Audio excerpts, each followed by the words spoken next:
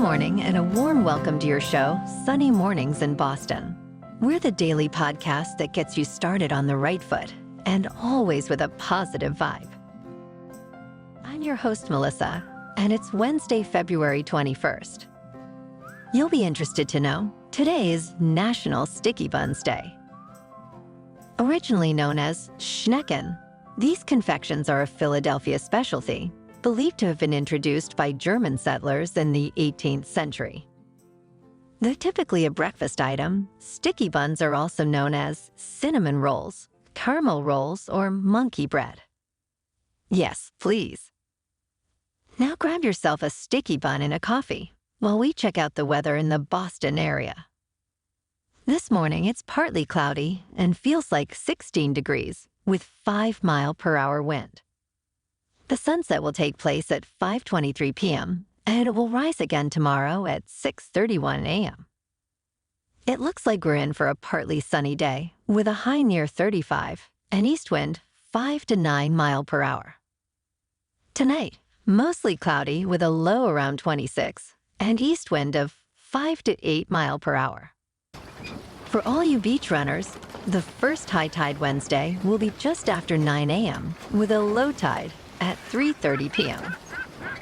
The nearshore buoy at Cape Cod Bay reads 39 degrees for the water temperature. Looking ahead in the weather, we'll see mostly sunny conditions on Thursday with a high near 43 degrees, turn into a cloudy Friday with a 70% chance of rain and highs around 48. The weekend will be clearer and cooler with sunny skies, breezy conditions, and highs ranging from 35 to 41 degrees. Bonjour, food enthusiasts. This podcast is brought to you by Versailles Cafe and Pastries in Encinitas. Nestled on El Camino Real South, just north of Encinitas Boulevard, this cafe is a haven for culinary delights. Indulge in their amazing Eggs Benedict or their gluten-free crepes. You can grab a panini for lunch or just breeze on through to get your morning coffee. They are open every day from 8 to 5. So stop on by and don't forget to tell them Sunny Morning sent you. In local news, in the Boston metro area, home vacancies reached a 20-year low with just 0.4% of homes vacant and for sale at the end of 2023. This figure indicates a tight housing market, as reported by Axios. For much of the last decade, vacancies in Greater Boston have remained under 1%. Although homeowner vacancies increased slightly between 2020 and 2022, home sale prices continue to soar. Rental vacancies also declined in 2022. In response to low inventory, U.S. home builders are increasing new construction. Nationally, homeowner vacancies were at a near-record low of 0.9% in the fourth quarter. However, experts emphasize the need for a diverse mix of housing to address the housing shortage. In Greater Boston, permits for new housing rose over the past decade, but the housing stock is still limited and costly. Some suburbs like Newton and Dedham have permitted fewer new constructions, resisting state efforts to increase multifamily housing near train stops. Medford stands out, having permitted the most new housing in Massachusetts. Meanwhile, Boston and other major cities are considering converting old office spaces into housing, with tax incentives for developers pursuing such projects.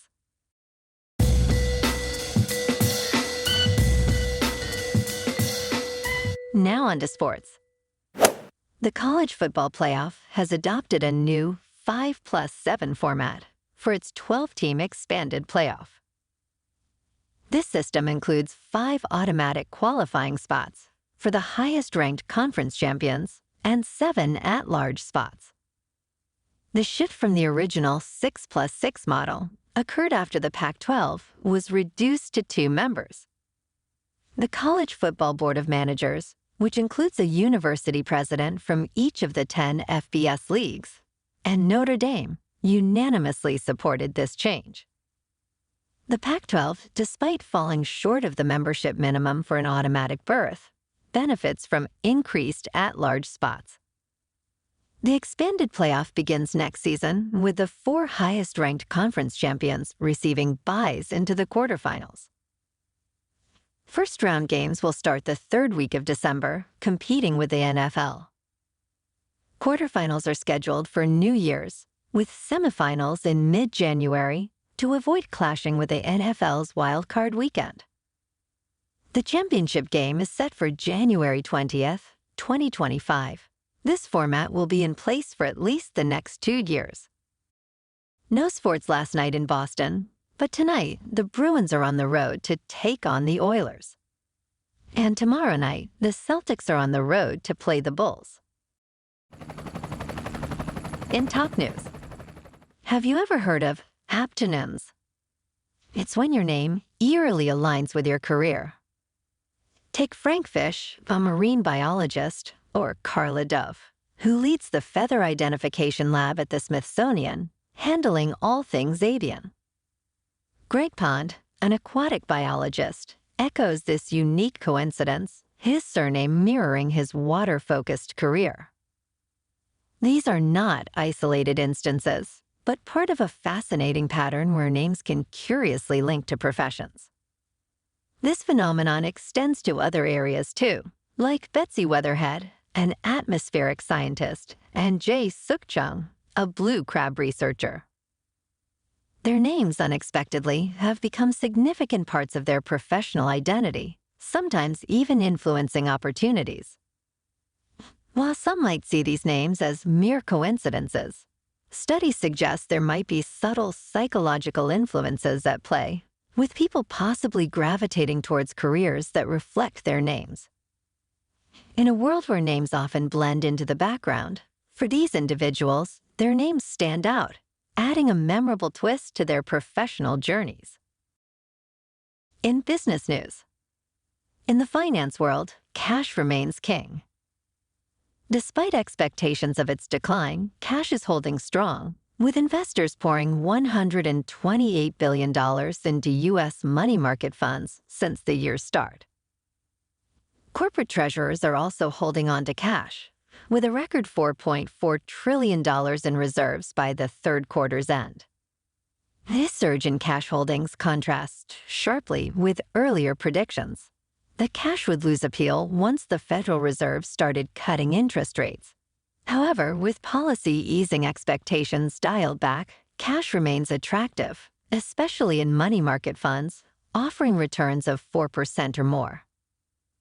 This trend isn't just a fleeting phenomenon. It's a reflection of a broader shift in financial attitudes post-pandemic, with more people recognizing the value of liquidity and safety in cash holdings. Investors and corporations alike are reevaluating their strategies, keeping cash in the spotlight for 2024. In crypto movement, Bitcoin is currently just under $52,000. Ethereum is up to $3,000. And Solana is $106. Moving on to a more local vibe. In our community spotlight on health and wellness, we are working with a National Pilates studio to bring you some free classes, so listen up. Check out Club Pilates, with several locations in the Boston area. Pilates presents a comprehensive wellness approach, cultivating strength, reducing tension, and elevating mental well-being. Scientific research affirms its benefits. So now you can check out Club Pilates for a free class. With locations in Canton, Wellesley, Hingham, Brookline, and Framingham, just be sure to tell them Sunny Mornings sent you by. And now, back to the show. Let's talk science. At just 4 months old, babies in bilingual homes display unique brain patterns, setting them apart from their monolingual peers. A study led by Boria Blanco at the University of Cambridge revealed that when exposed to speech, these bilingual infants show broader and more extensive brain activation. This study used functional near-infrared spectroscopy to track changes in cerebral blood flow, highlighting differences in brain activation between infants raised in monolingual Spanish homes and those exposed to both Spanish and Basque. The bilingual babies not only had activations in the usual speech processing areas of the brain's left hemisphere, but also in the right hemisphere's corresponding areas. Interestingly, these infants reacted similarly to forward and backward speech, unlike monolingual infants who showed more interest in backward speech, possibly because it was more novel. This early brain development in bilingual infants suggests they might be better equipped to differentiate between languages from a young age, a skill that could have long-term linguistic benefits.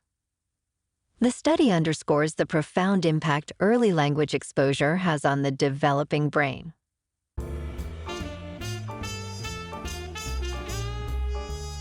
And in entertainment news, Matt Damon, celebrated for his role as Jason Bourne, is keen on joining a potential new Bourne movie.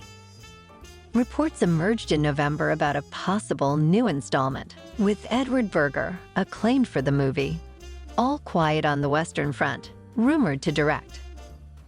On a Late Show with Stephen Colbert, Damon confirmed Berger's involvement and expressed enthusiasm about working with him. However, Damon, now 53, acknowledged the challenges of playing the action-packed role at his age, hinting at a possible future recast. The Bourne series, based on Robert Ludlum's novels, has seen Damon star in 4 of its 5 films.